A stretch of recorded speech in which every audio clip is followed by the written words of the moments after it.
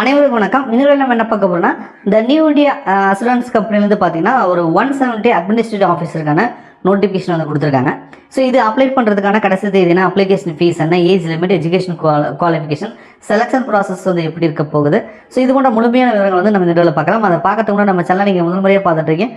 இது வரைக்கும் சப்ஸ்கிரைப் பண்ணால் வீடியோ பார்க்குறீங்க அப்படின்னா மறக்காம சப்ஸ்கிரைப் பண்ணி கூட அந்த பெல் பட்டனில் ஆல் அப்படின்றத செட் பண்ணி வச்சுக்கோங்க. அப்போ தான் வீடியோ போட்டோன்னா உங்களுக்கு நோட்டிஃபிகேஷன் வரும்.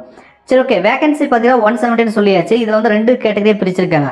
ஒன்று வந்து அக்கௌண்ட்ஸில் ஒரு 50 வேகன்சி இருக்குது. ஜெர்னலிஸ்ட் பார்த்தீங்கன்னா ஒரு 120 வேகன்சி இருக்குது. ஸோ அதில் ஒவ்வொரு கம்யூனிட்டிக்கும், அதாவது SC, ST, OBC, EWS, unreserved, மாற்றுத்திறனாளிகள் எல்லாத்துக்கும் எவ்வளோ வேகன்சி பிரித்து கொடுத்துருக்குன்னு சொல்லி டேபிள் போட்டு கொடுத்துருக்காங்க. ஸோ நீங்கள் நோட்டிஃபிகேஷன் டவுன்லோட் பண்ணி ஒரு டைம் வந்து செக் பண்ணிக்கோங்க.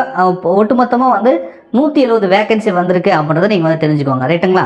அடுத்தது வந்து இம்பார்ட்டன்ட் டேட். இதுக்கு அப்ளை பண்ணுறது பார்த்தீங்கன்னா செப்டம்பர் 10ஆம் தேதியிலேருந்து நீங்கள் அப்ளை பண்ணிக்கலாம்.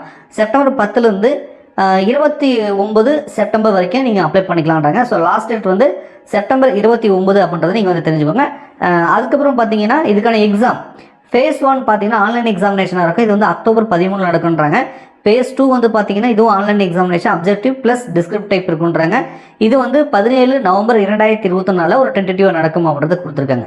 ஸோ அடுத்து வந்து பார்த்தீங்க அப்படின்னா இதுக்கான சேலரி பார்த்தீங்கன்னா பேசிக் பேவே வந்து ஒரு 50,000க்கு மேலே வந்து கொடுக்குறதா சொல்லியிருக்காங்க. அலௌன்ஸ்லாம் சேர்த்தீங்கன்னா ஒரு 80,000க்கு மேலே வந்து சேலரி கிடைக்கும்ன்றதை சொல்கிறாங்க. எஜுகேஷன் குவாலிஃபிகேஷனை பொறுத்த வரைக்கும் 1/9/2024. ஸோ இந்த தேதியின் அடிப்படையில் நீங்கள் ஜெர்னலிஸ்ட்டுக்கு வந்து அப்ளை பண்ணுறீங்க அப்படின்னா நீங்கள் பேசிக்காக ஒரு டிகிரி முடிச்சிருந்தா போதும். ஒரு 60% வந்து மார்க் எடுத்துருக்கணும் டிகிரியில். இதே நீங்கள் எஸ்சி, எஸ்டி, மாற்றுத்திறனாளிகள் இருந்தீங்கன்னா ஒரு 55% ஒரு டிகிரி கம்ப்ளீட் பண்ணியிருந்தா இதுக்கு தாராளமாக நீங்கள் வந்து அப்ளை பண்ணலாம்ன்றாங்க.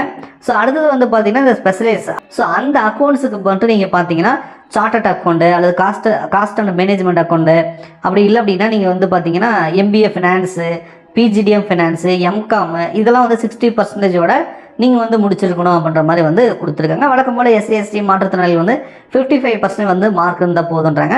ஸோ இதுக்கு மட்டும் அக்கௌண்ட்ஸுக்கு அப்ளை பண்ணுறவங்க மட்டும் இந்த ஸ்பெஷலில் வந்து நீங்கள் டிகிரி கம்ப்ளீட் பண்ணியிருக்கீங்களா, ஷார்ட் அண்ட் அக்கௌண்ட் கம்ப்ளீட் பண்ணியிருக்கீங்களா, எம்பிஏ முடிச்சிருக்கீங்களா, எம்காம் முடிச்சிருக்கீங்களா அப்படின்றத கொஞ்சம் வந்து பார்த்துக்கோங்க. ஏஜ் லிமிட்டை பொறுத்த வரைக்கும் 1/9/2024 அடிப்படையில் குறைந்தபட்சம் 21 வயசு, அதிகபட்சம் 30 வயசு இருக்கலாம். சார் 30 வயசுக்கு மேலே அப்ளை பண்ண முடியாதுன்னா அப்ளை பண்ணலாம். எஸ்சி, எஸ்டி கேண்டிடேட் இருந்தால் 5 years வந்து ரிலாக்ஸேஷன் கொடுக்குறாங்க. ஓபிசி கேண்டிடேட், அதாவது பிசி முஸ்லீம், எம்பிசி, டிஎன்சி கேட்டகரிக்கு நீங்கள் ஓபிசி வச்சு அப்ளை பண்ணிங்கன்னா 3 years வந்து ரிலாக்ஸேஷன் கிடைக்கும். மாற்றுத்திறனாளிகளுக்கு 10 வருஷமும், எக்ஸ் சர்வீஸ் மேனுக்கு 5 years வந்து ரிலாக்ஸேஷன் இருக்குது. நீங்கள் ரிவ்யூஸ் பண்ணி கூட அப்ளை பண்ணிக்க முடியும் அப்படின்றத தெரிஞ்சுக்கோங்க. ரைட்டுங்களா?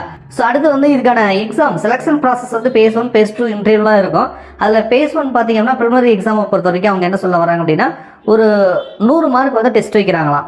English language, reasoning ability, quantitative aptitude அப்படின்றத வந்து கொடுத்துருக்காங்க. எக்ஸாமை பொறுத்த வரைக்கும் இங்கிலீஷ் அண்ட் ஹிந்தியில் தான் இருக்கும். ரைட்டா? இங்கிலீஷ்ன்றது இங்கிலீஷ் மட்டும் தான் இருக்கும். மற்றதெல்லாம் இங்கிலீஷ் அண்ட் ஹிந்தியாக தான் இருக்கும். தமிழ்லாம் வந்து எக்ஸாம் நடக்காது. அதே மாதிரி நீங்கள் பேஸ் 2 அப்படின்றத பார்த்தாலும் உங்களுக்கு வந்து கொடுத்துருக்காங்க. ஸோ பேஸ் 2 கிட்டத்தட்ட அந்த மாதிரி தான் இருக்குது. ரைட்டா?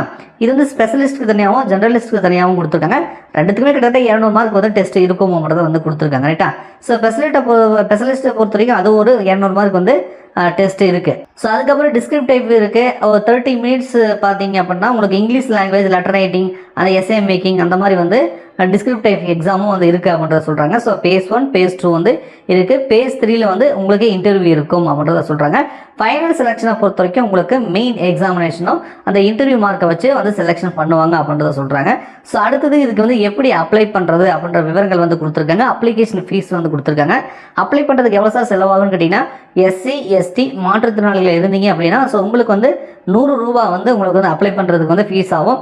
மற்றவர்களுக்கு 850 ரூபா வந்து ஃபீஸ் ஆகும் அப்ளை பண்ணுறதுக்கு அப்படின்றத கொடுத்துருக்காங்க. எக்ஸாமினேஷன் சென்டர் பார்த்தீங்க அப்படின்னா நீங்கள் அப்ளை பண்ணிட்டீங்க அப்படின்னா பேஸ் 1 பொறுத்த வரைக்கும் தமிழகத்தில் முக்கியமான சிட்டிஸ்லாம் எக்ஸாம் சென்டர் கொடுத்துருக்காங்க. பாருங்க, சென்னை, கோயம்புத்தூர், மதுரை, நாகர்கோவில், சேலம், தஞ்சாவூர், திருச்சிராப்பள்ளி, திருநெல்வேலி, வேலூரில் எக்ஸாம் இருக்கும். பேஸ் 2 பொறுத்த வரைக்கும் பார்த்தீங்கன்னா உங்களுக்கு வந்து சென்னையில் மட்டும் தான் எக்ஸாம் சென்டர் கொடுத்துருக்காங்க.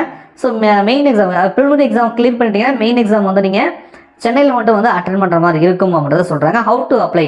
ஸோ வெப்சைட் பார்த்துக்கோங்க. இந்த வெப்சைட்டுக்கான லிங்க் வந்து டிஸ்கிரிப்ஷனில் கொடுக்குறேன். அதாவது www.newindia.co.in இந்த வெப்சைட் மூலமாக போயிட்டு நீங்கள் வந்து அப்ளை பண்ணணும். எப்படி அப்ளை பண்ணணும், ஃபோட்டோ, சிக்னேச்சர்லாம் என்ன சைஸில் இருக்கணும், என்ன கேபிள் இருக்கணும் அப்படின்றத தெளிவாக வந்து கொடுத்துருக்காங்க. டிக்ளரேஷனோட அந்த இது கூட வந்து கொடுத்துருக்காங்க. ஸோ நீங்கள் இந்த நோட்டிஃபிகேஷனை முழுமையாக படித்து பார்த்துட்டு ஸோ அதுக்கப்புறமா வந்து அப்ளை பண்ணிக்கோங்க. ஓகேங்களா? நன்றி, வணக்கம்.